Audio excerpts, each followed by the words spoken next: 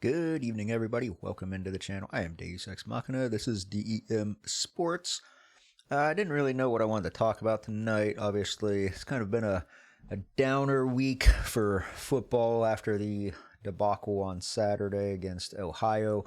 What was supposed to be such a awesome, build up to this game coming up on Saturday. It seems like everyone's kind of just struggling to get excited for this game now. And then, of course, with what happened today out in Utah with Charlie Kirk, love him or hate him, nobody deserves to be killed just because they don't share your political beliefs. I don't care who you are. So thoughts and condolences out to him and his family and friends. Yeah, kind of just a little down the dumps, but trying to find a reason to stay happy, stay excited, stay motivated. Got a couple of quick topics.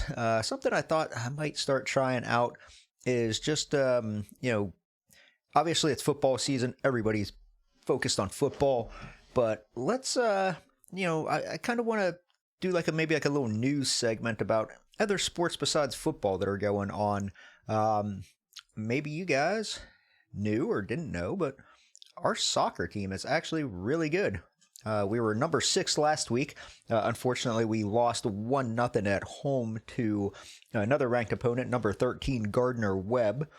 But we got a big win on Sunday. Yeah, Sunday. We played number 22 George Mason on the road, beat them 6-4. So that we dropped from number 6 to number 15, which is actually really good. Soccer rankings are really weird. A win, or actually I shouldn't say that, a loss or even a draw can totally change the rankings. I don't understand the soccer rankings sometimes. For instance, last week, Louisville wasn't even ranked. They went from unranked to number 6 in 1 week. Likewise, our good old buddies up about an hour north, Pitt, they went from number 10 to unranked in 1 week.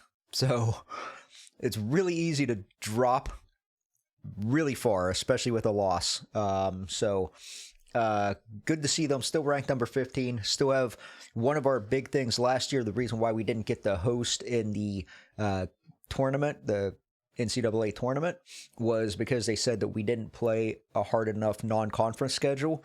Well, this year we've already played the number 13 team and the number 22 team in our non-conference schedule, so we're definitely pushing for that. The other thing you guys might not follow, but we actually have a really good esports team.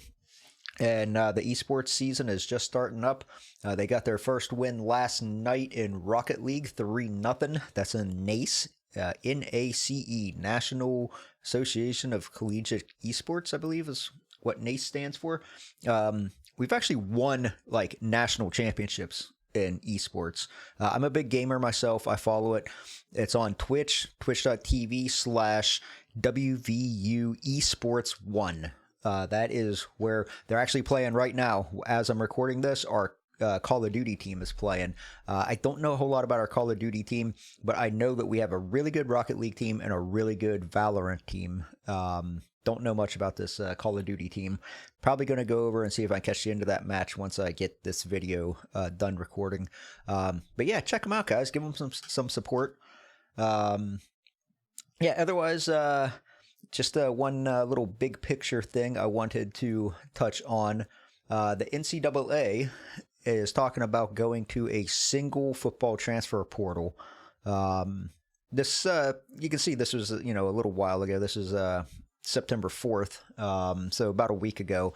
But the reason why I came up was because Ryan Day in his press conference today was saying how he's not a fan of it and thinks a lot of other coaches aren't a fan of it. But basically they're wanting to go to one 10-day period, and it'll be in January after the college football quarterfinals, the college football playoff quarterfinals.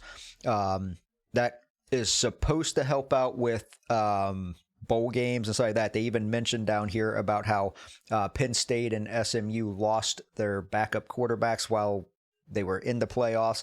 They talk about Marshall, how they couldn't even field a team for their bowl game. They're hoping that if they go to this 10-day window, that'll keep players around at least for the quarterfinals and for the bowl games. it can't be worse. It can't be worse than what it is. I mean, I'm not real hopeful that it's going to keep a bunch of people from just opting out. If they know they're going to go, then they're just going to opt out of the bowl game. But it can't be worse than what it is. You know what I mean? Hopefully that, I used to love bowl season, and now it's so hard to even get excited for bowl season. Bowls don't mean anything. It used to be if you made a bowl, that was the measure of success for your season. And nowadays, it's, teams don't even, it's hard to get excited even if your team's in a bowl game because nobody cares. It's either, it's playoffs or bust, So, but yeah, I'd like to see them at least give it a try. Now, back on to West Virginia and West Virginia football. Let's see. So, trying to stay positive, trying to find some reason to still look forward to the rest of the season. So, yeah, I was looking because I thought I remembered this. And, so Jacksonville State, Rich Rod's team last year, basically did the same thing, huge, massive roster turnover. These group of five teams almost always have big roster turnovers, especially if they were good, because then all their good players transfer away. So, I mean, he had, I think, 50, 60 players last year and started off 0-3 and then rattled off like 7 wins in a row. Lost to Western Kentucky in the last game of the regular season by 2 points, and then went to the championship game a week later and beat them by 40. So there's still hope that maybe he gets this thing right. Maybe our players finally start to gel together, and we enter conference play and rattle off 5, 6, 7 wins. To me, that would be a huge success this year at this point. I really thought we would get out of conference play at least 2-1, if not 3-0. I did not foresee losing to Ohio in any scenario, but if we can still hit that 7-8 win mark, that would be a massive success. Even 6 wins right now in a bowl game, I think, would be huge for us. So I'm trying to stay hopeful there. And I heard something interesting the other day. Somebody was saying that, and this was back whenever we thought we were going to get game day for the Pitt game. They were saying that they almost wish that we didn't get game day because they knew that a big portion of game day was going to be talking about the 13-9 debacle of 2007, and they didn't want those memories brought up. And I was kind of like, I get that, but I would always much rather have game day. And I still think it would have been big for the school to get game day. We're in a very tricky transition period right now. We could use all the publicity and notoriety that we could get. So I would have loved to have seen game day come here. Not to mention the money, the cash influx that probably would have brought with donors and advertisers and anything else, But yeah, getting back to the memories, and Rich Rod this week in his press conference said something about that the Pitt game feels like a lifetime ago, and it was the worst moment of his professional career, but he is over it now. It seems like it's so long ago that it doesn't really affect him anymore, or something to those effects. I forget exactly how he said it. And I kind of thought the same way.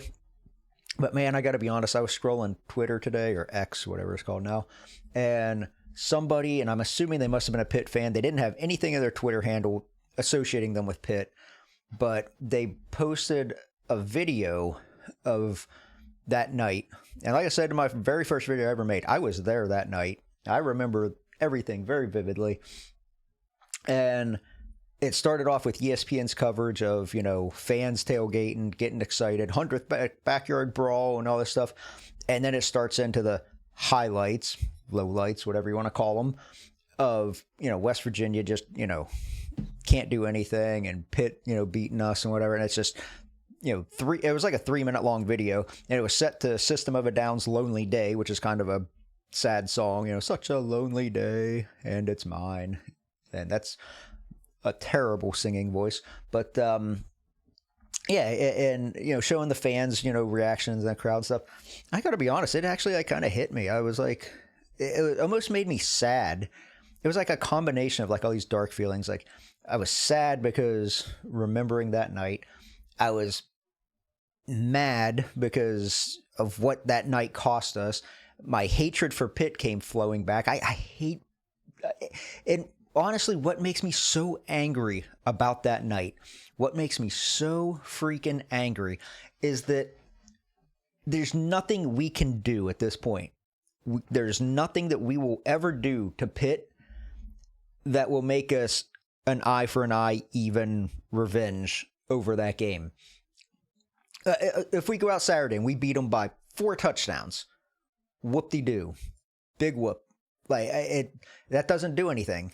There is so much of today's day and age of college sports is determined via the conference play. So if you go out and you can lose, whoops, sorry about that. You can lose all of your non-conference games and still go out and win your conference championship and make the playoffs. So us beating them in a non-conference game will almost have no bearing on whether they get to go play for a championship, because they could still go rattle off 6, 7. If they go rattle off 7 wins in the ACC, say we beat them, and then they go and rattle off 7 wins in the ACC and play for a conference championship. They'll probably play Clemson or Miami or whoever for a conference championship. They're still going to get that opportunity to play for the playoffs. So, I mean, the only way I ever see us actually getting even for them costing us a championship is if we actually somehow end up in the same conference down the road, maybe, and we beat them in the conference championship game. But even then, I almost feel like with the amount of teams getting in and they're wanting to expand it more, and I've done a video already about expansion. I feel like they are. You're almost guaranteed if you make your conference championship game that you're getting in the playoffs. So, I mean, literally the only way I could see us getting back at them would almost be to beat them to keep them out of a conference championship game. It makes me so angry that there's just no way that we'll ever get our revenge on them for what they cost us that night. But, you can only do it, all you can do now is go out and just beat them every chance you get. Maybe we can cost them a championship in another game, another sport somewhere. Maybe our basketball team can knock them out of the NCAA championship one day, one year. That would be awesome if we came in as like a 16 seed and they were a 1 seed and we beat them. I don't know. Just that's the closest scenario that I can even think that would be similar. It's what they did to us that night. Anyway, that's it for me. I'm gonna go ahead and, like I said, wrap this video up and go watch some of this esports, because I like esports. I don't know. I watch a lot of esports, so and I'll watch anything if my Mountaineers are playing in it. So have a great rest of your evening. If you're going to the game Saturday, cheer extra hard for me. I will be in Ocean City, Maryland, hopefully watching the game at a sports bar on the boardwalk. Hopefully I can find some place that has it on. I didn't think that was going to be an issue whenever I thought it was going to be like the featured game on like game day and everything like that. I mean, it's still the featured game on ESPN, so surely somebody will have it on. But yeah, let's go Mountaineers. Cheers. I've got my Viking mug. Cheers. Beat Pitt. Let's go.